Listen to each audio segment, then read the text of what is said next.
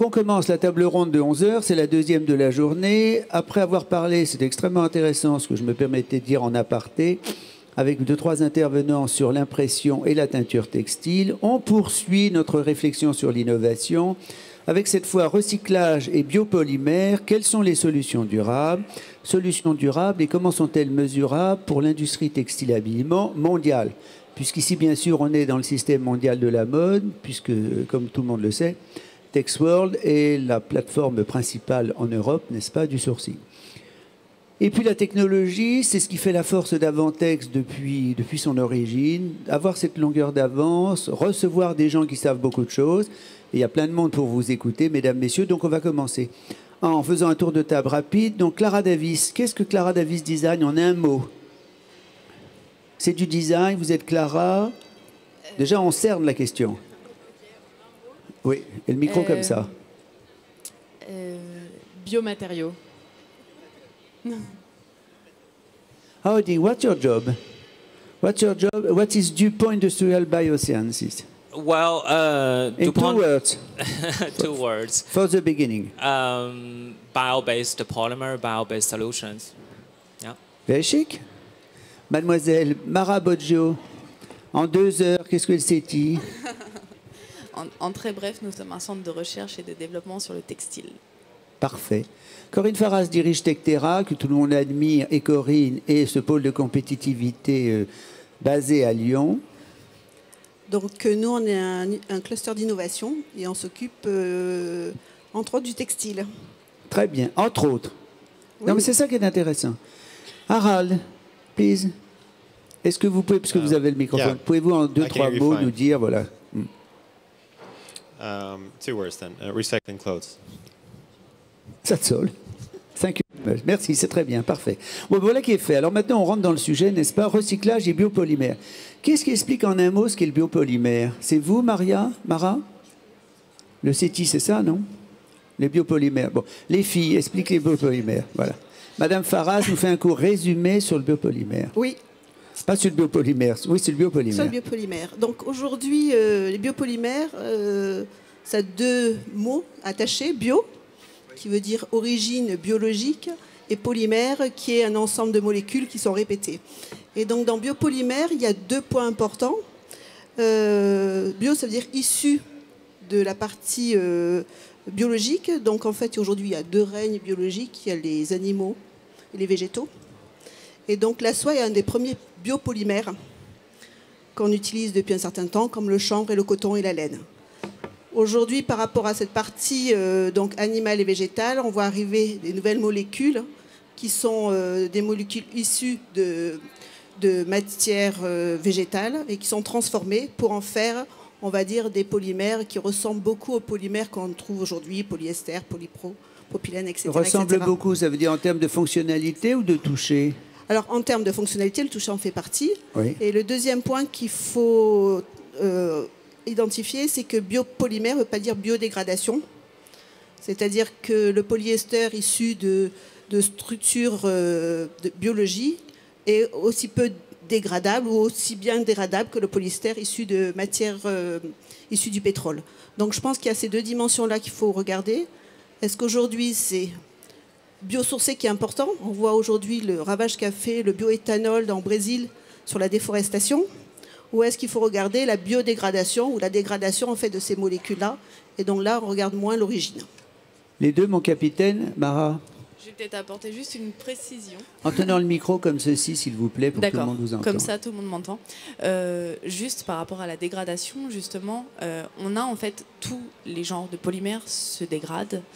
Il y a très peu de polymères qui ne se dégradent pas. Après, c'est le nombre d'années qui va jouer Oui, ça, sur la c'est la dégradation. durée, Et quand on parle de biodégradation, c'est-à-dire que le polymère, la structure, le matériau est digéré par des organismes et donc il disparaît complètement. Un polymère qui va seulement se dégrader, il va se microniser, il va devenir des microscopiques particules et il va se disséminer partout. Ce qui fait peur à tout le monde en ce moment. Voilà, c'est exactement Quand on ça parle la différence à l'eau, entre la planète, ouais. biodégradabilité et la dégradabilité d'un polymère. Monsieur Dupont, Je vous voyais opiner, Yes, bouger well, la tête. add 2 points here. First, you really need to separate bio-based, which actually is renewable resource, either from animal or from plant, and then biodegradable, which actually not linked with the feedstock anymore. It's actually the end of the life. So at the moment, I would say they're not really biodegradable polymer for textile available, because there's a kind of conflict, because for the textile you need durability, but then on the other hand, biodegradability, then actually you need the polymer can be degraded in an easy way. So yeah, I think as a DuPont or the other chemical companies, we are really like try to develop some solutions, but at the moment I think commercialized, there's not really a biodegradable polymer available for textile business. Yeah. Merci pour ce commentaire, mon cher Ao. Harald,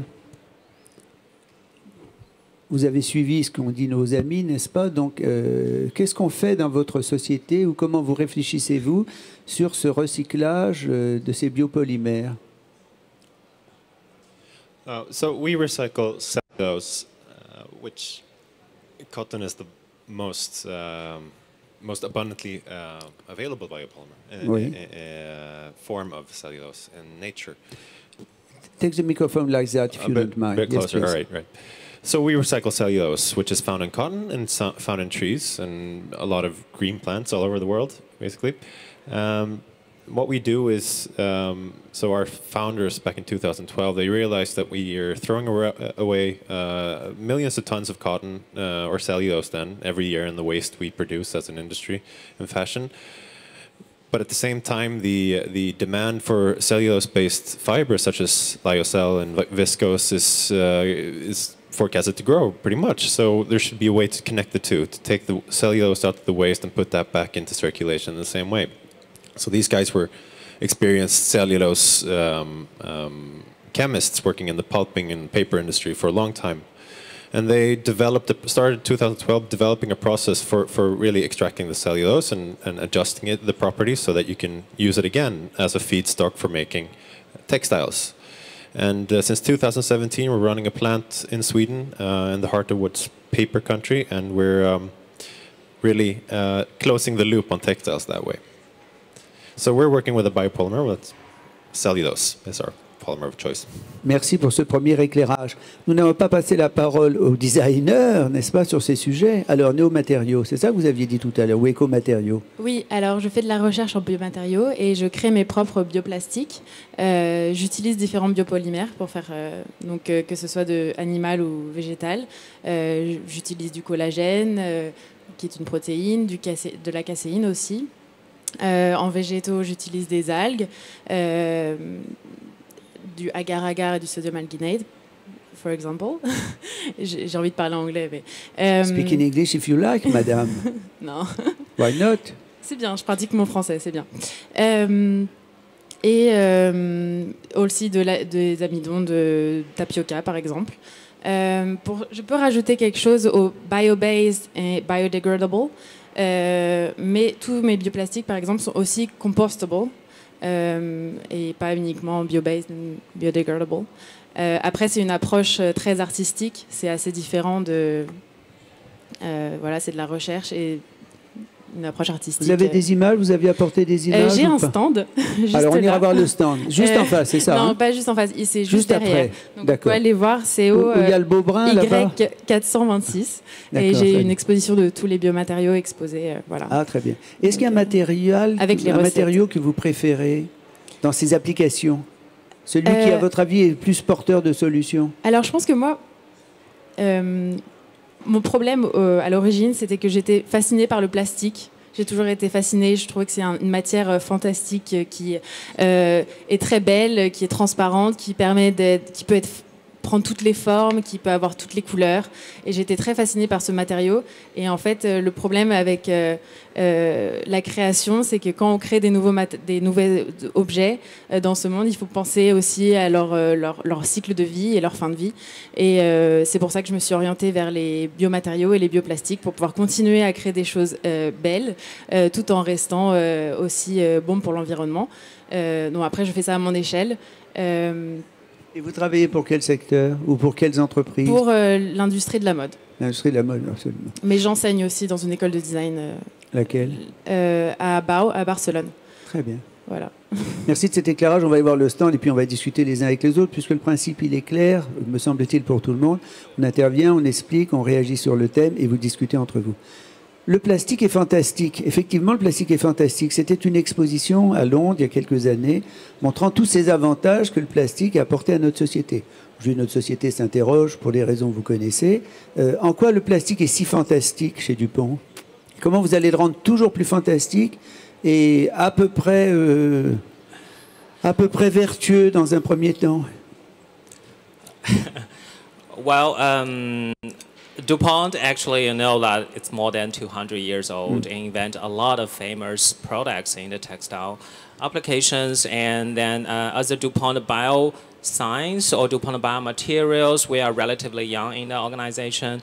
And then actually our aim is to develop a solution. Actually, first, it should be like high performance, so which is I think very critical as a consumers. If you go to the store, the first thing you see is how it look, how it touch and functions, and then the second what we consider is it should be price competitive. So the brands, the consumers, they should be able to afford it, and of course it should be globally available as well. The third one is sustainability.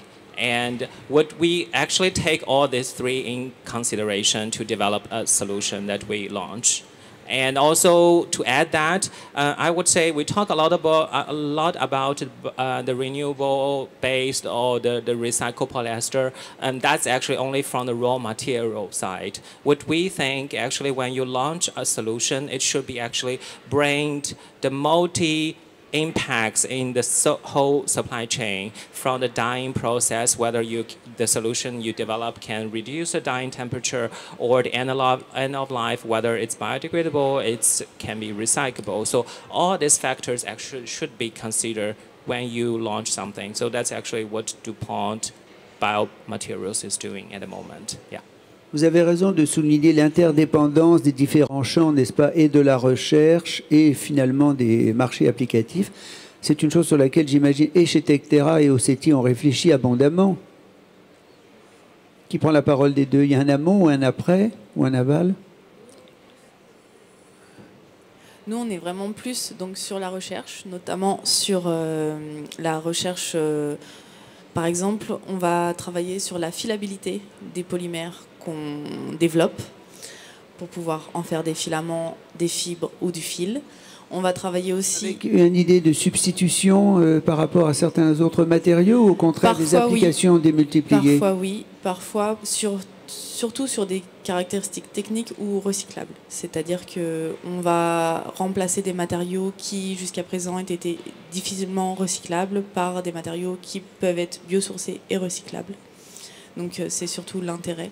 Et nous investissons actuellement du temps et de l'argent dans le recyclage des vêtements synthétiques, donc transformer des vêtements en granules, des granules en filaments, ces filaments en fil et refaire une boucle. Oui, parce qu'on s'est interrogé à un moment, et sur cette table ronde et ailleurs, d'ailleurs, sur les capacités, la possibilité de recyclage de ces matériaux composites, enfin, qui constituent nos vêtements. On avance là-dessus? Oui, on avance. On avance. Nous, mais à des coûts faramineux, ou au contraire à des coûts qu'on va maîtriser on va essayer de maîtriser davantage. À des coûts qu'on commence à maîtriser, plus on avance dans nos recherches, plus on arrive en fait à automatiser les actions, les différentes étapes, et plus on arrive à avoir des coûts compétitifs par rapport à un textile ou à un matériau conventionnel. Donc, notamment nous, au CETI, on a déjà une plateforme de recyclage donc, qui comprend les filochages, la préparation à la filature et la filature sur tout ce qui va être fibre courte, donc coton, polyester, etc.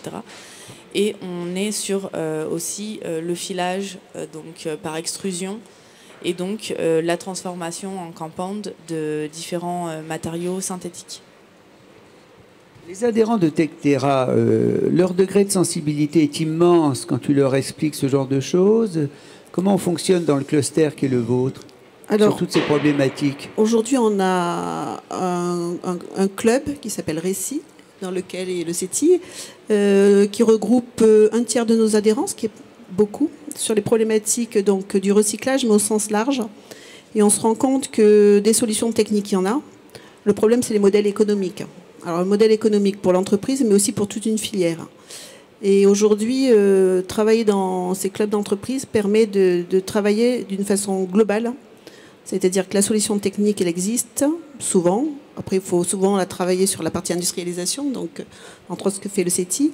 Mais c'est comment chaque acteur d'une chaîne de valeur est gagnant à travailler un produit qui peut sortir un tout petit peu plus cher, voire très cher, ou peut-être au même prix, quand on considérera que les déchets aujourd'hui ont un coût. Parce qu'en fait, je pense que culturellement, on ne considère pas que les déchets ont un coût. Donc ça, c'est un point important. En train de changer quand même. Hein. Comment ? Oui, c'est en train de changer. Mais aujourd'hui, on envoie encore beaucoup nos déchets ailleurs. Les textiles pour une seconde vie. Mais donc, il va falloir quand même qu'on retravaille sous ces dimensions-là. Deuxième point aussi, je pense, sur la partie biopolymère, ce qui est important, c'est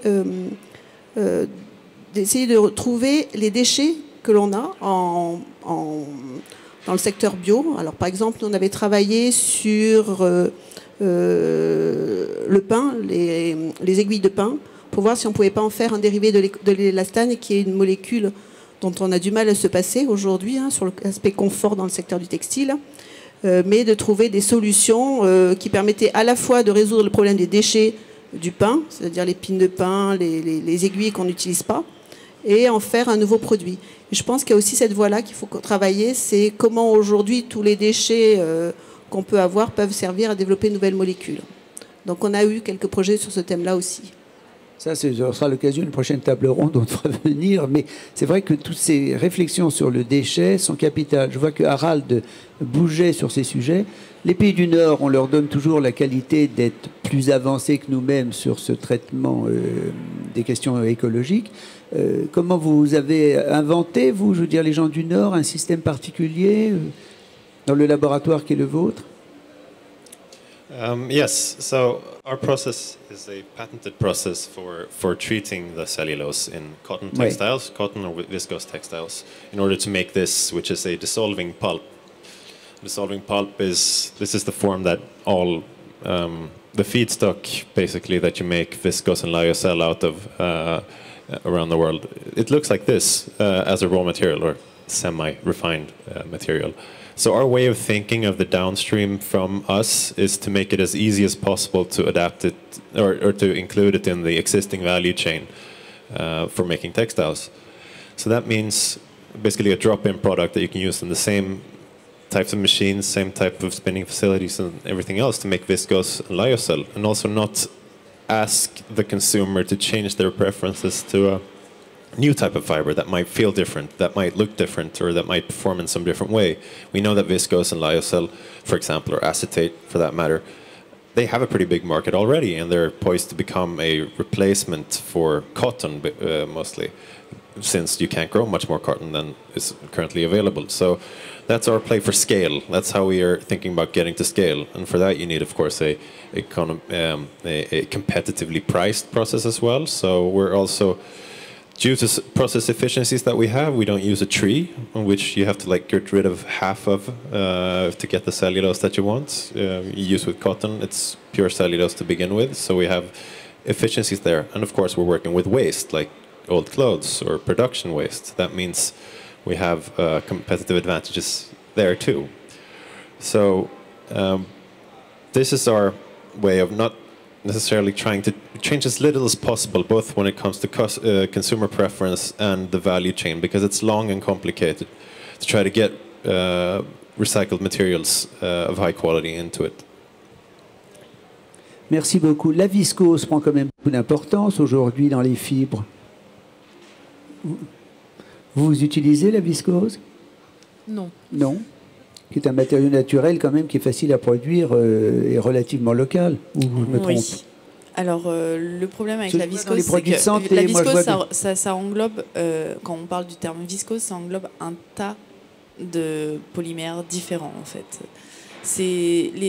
Ce qu'on entend viscose, c'est à partir de cellulose. Donc, ça peut être des celluloses issues de coton recyclé, de bois, de plein d'autres choses, en fait.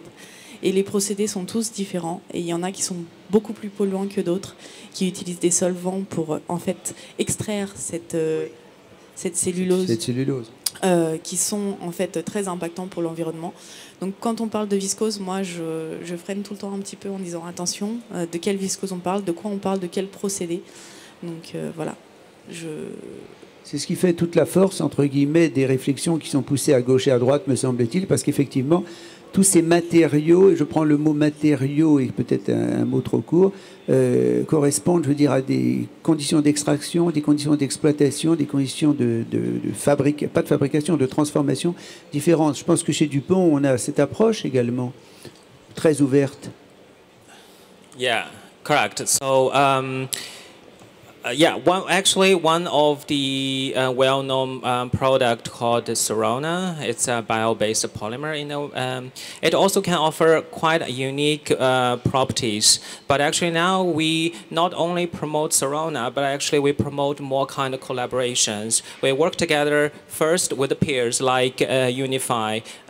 We work with Reprieve to combine Sorona fiber with Reprieve.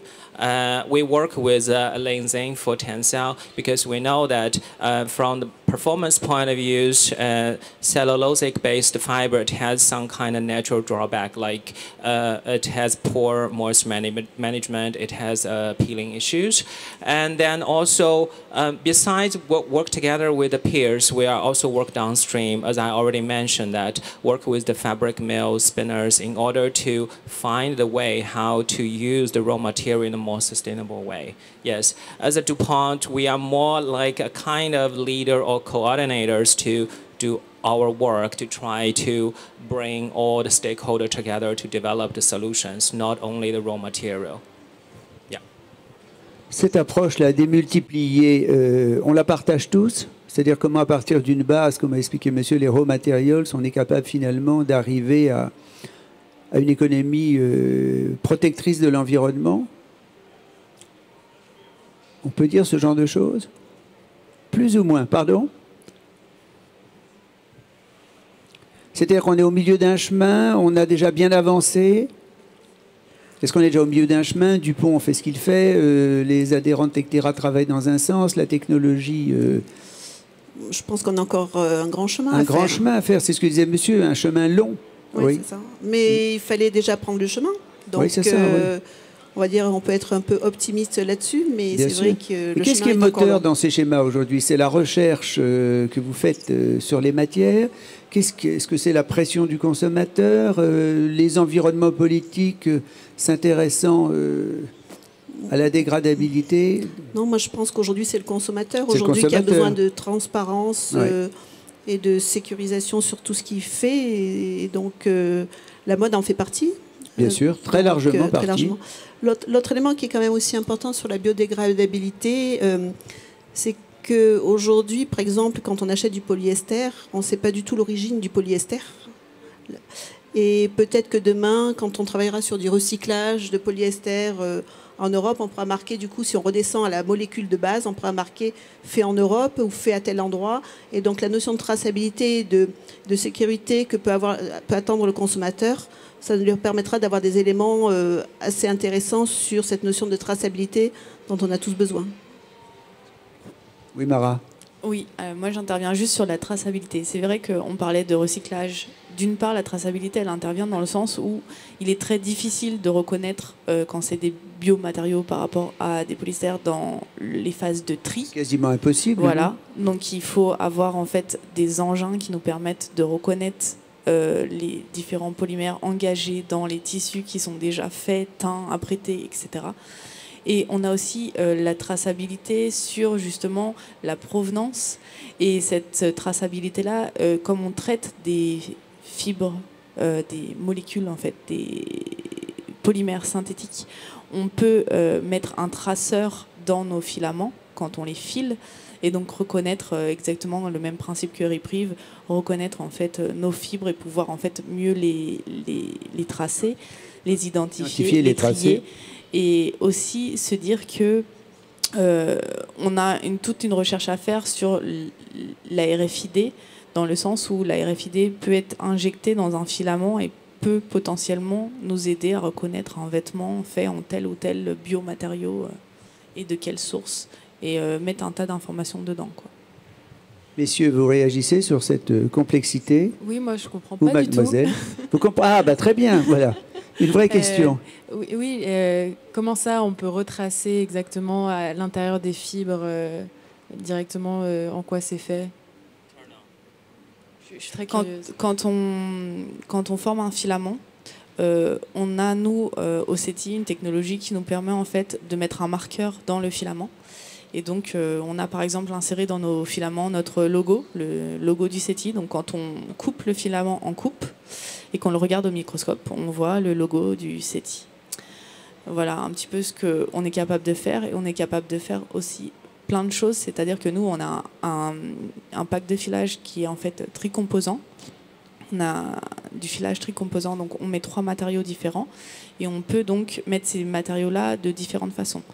Île en mer, AMPO, segmenté, etc. Et donc ces configurations diverses peuvent nous permettre en fait de mettre un cœur, admettons, métallique, et un extérieur en polymère biosourcé. Donc c'est ce qu'on a déjà fait, par exemple avec des PLA ou donc des PA11 ou des PA66, pour pouvoir en fait avoir une traçabilité et un gain d'information. Le RFID, en fait, c'est une puce sous forme métallique qui nous permet de... Voilà. Donc, ça répond à votre question. Super, merci. Monsieur. Well, I think about the traceabilities. One is based on technology, as what you already mentioned. The other one is based on the system. Actually, I think in many kind of the raw material producers or the fabric mills, they have this fabric certification program. Actually, with that kind of program, you can trace back the compositions, the origins of the fibers. So actually, this is more like combine the technology and systems here. But I just have like one question. Like when you have like, for example, you are saying RFID inside like the fabrics, but how the fabric is still sustainable with this kind of practice? Like, is it staying like sustainable and easy to recycle after like having like a chip inside? I mean, I'm just curious. C'est parce que c'est une petite partie de tout le vêtement. C'est-à-dire que ça va être inséré dans un fil de tout le vêtement. Et donc, on peut imaginer, donc c'est pas du tout développé, hein, mais le but de la recherche, c'est un peu ça. C'est de se dire que dans ce fil RFID, on va l'inclure dans une couture en bas du vêtement et qu'on admette que toutes les marques se mettent d'accord pour tout le temps mettre la puce RFID au même endroit. Il sera d'une part facilement démontable, d'autre part, on saura identifier le vêtement au fur et à mesure de notre tri et de notre process, en fait, en fonction de là où est orienté le vêtement.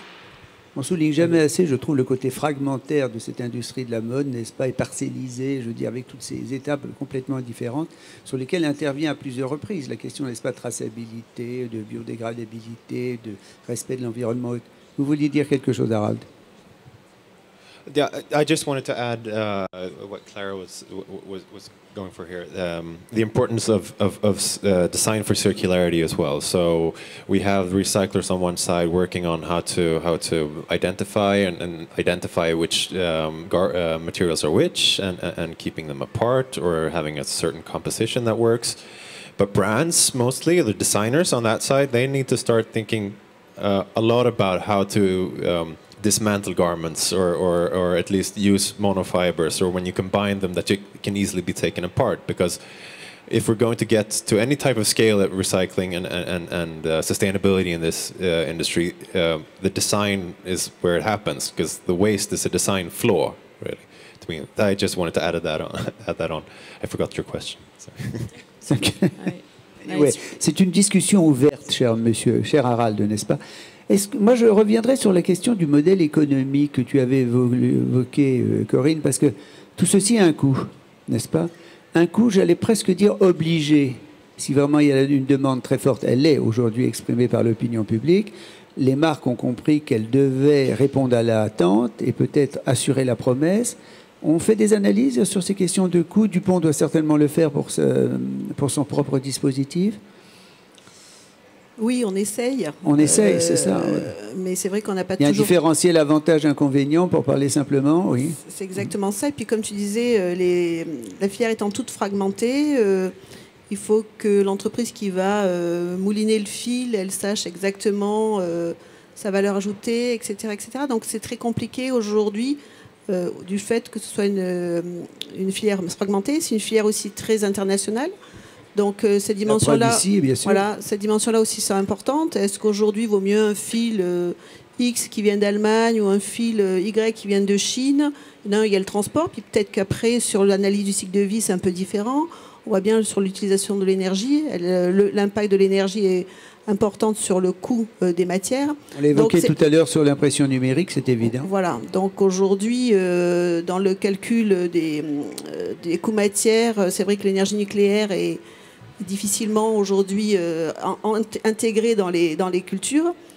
En France, c'est un élément important. Dans d'autres pays, on utilise le charbon. Donc, il y a toutes ces dimensions-là qui, aujourd'hui, font que l'impact environnemental qui permettrait d'avoir un coût bien défini et avoir une filière qui soit rentable est très difficile aujourd'hui à appréhender dans certains secteurs ou en tout cas de façon, on va dire, globale. Merci beaucoup de cet éclairage parce que je crois que c'est la préoccupation, à mon avis, de tous les acteurs, n'est-ce pas, et de tous les organisateurs, je veux dire, une partie de la filière. Vous souhaitez faire un commentaire sur ces questions de coûts, avantages, inconvénients, pour parler avec des mots tout simples, cher Rao? I think first, from the consumer point of view, based on the market study, most consumers they are willing to pay 10 to 15% extra on the sustainable based solutions. So and also I think from the more cost cutting point of views, I know there's a lot of technologies now available in the market, but obviously some of them still in a lab scale or semi-commercial scale. I would say the first thing what we need to do is try to upscaling. Then the brands is really played a very important role here. Like as DuPont, we try to work downstream, and in order to also push our bio solutions together with the brands to upscaling to make our costs down. And also, I think another very important thing is the fabric mills here is play a very important role here. Because if we talk about price, it's not the price of the raw material anymore. It's the price of the fabric. So how actually we can utilize our network to develop the comparable priced fabrics. And I think this is including the innovations, development powers of the fabric mills. So as a raw material producers, I just want to emphasize that work downstream and do as many collaborations as possible, and then yeah, we can achieve the goals. C'est vrai que c'est un des thèmes qu'on trouve si important et je suis ravi de vous accueillir les uns et les autres, n'est-ce pas, au nom de toute l'équipe. Ce schéma de collaboration, de coopération qui fait qu'aucune partie, c'est un peu sourd ce que je dis, pardonnez-moi, est un peu court, mais aucune partie aujourd'hui d'une filière, quel que soit le domaine, mais notamment celle-ci, n'est-ce pas, celle de l'habillement, celle de la mode, sans oublier tous les matériaux périphériques qui la composent, et le dispositif mondial dont tu parlais, Corinne, et que le salon représente bien, comment tous ces schémas arrivent à fonctionner ensemble et se coordonner au mieux, en gardant chacun sa spécificité, bien évidemment. Parce que ce que l'on fait, je veux dire, à tel ou tel endroit, je sais que les collaborations existent. Il faut garder à la fois cette recherche forte, me semble-t-il fondamentale, et réfléchir aux applications du marché final, enfin quasiment marché final, y compris le recyclage. Est-ce qu'il y a une question, mesdames, messieurs, à poser à la crème de la crème là, qui est autour de moi, les 5 intervenants? Vous avez une question, une précision demandée? Oui, vous avez la gentillesse de dire qui vous êtes pour que nos amis vous connaissent mieux. Merci. Bonjour, je m'appelle Aude Penouti, j'ai une agence de conseil sur la lingerie et le maillot de bain dans des solutions d'initiatives plutôt sustainable dans le sourcing et le design. J'ai une question pour vous, Mara. Vous avez parlé donc, du RFID et je voulais savoir quel secteur aujourd'hui s'adresse à vous pour ce genre de technologie. Merci. On est sur le secteur de l'habillement, notamment du sport. On travaille avec Decathlon. Mais la lingerie, parce que madame s'interrogeait sur la lingerie. Sur la lingerie, on n'a pas eu ces demandes encore. de fait. Après, on a eu des clients dans la lingerie pour plutôt des nouvelles technologies sur la dentelle. Donc on n'était pas du tout sur les biopolymères. Merci beaucoup. Est-ce qu'il y a une autre question? Oui, Sophie Bramel, journaliste distinguée, comme tous les journalistes. Bonjour, merci. J'ai deux questions en fait. Une pour Renewcell. How close are you to scaling up an industrial commercialization? And one for DuPont. Do you see an evolution in demand with regards to bio-based materials? Whatever. What's the trend there? I think I missed your first part of your question. How close are you to market? Yeah.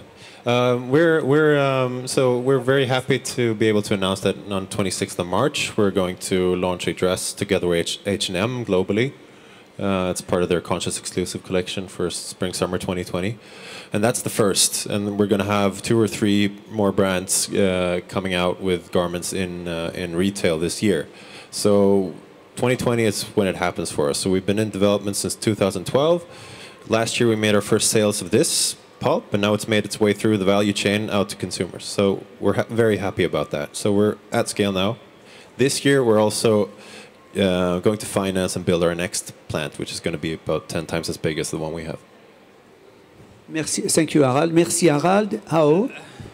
Yeah, well, I think if you go back to the sustainability in general, I would say like recycle really get a spotlight 3-4 years ago, and now it's become very, very popular.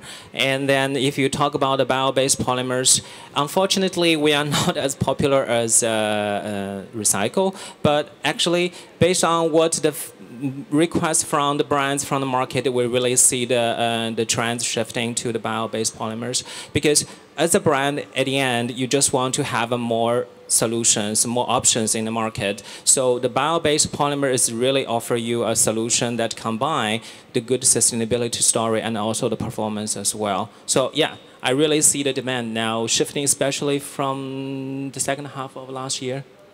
Yeah.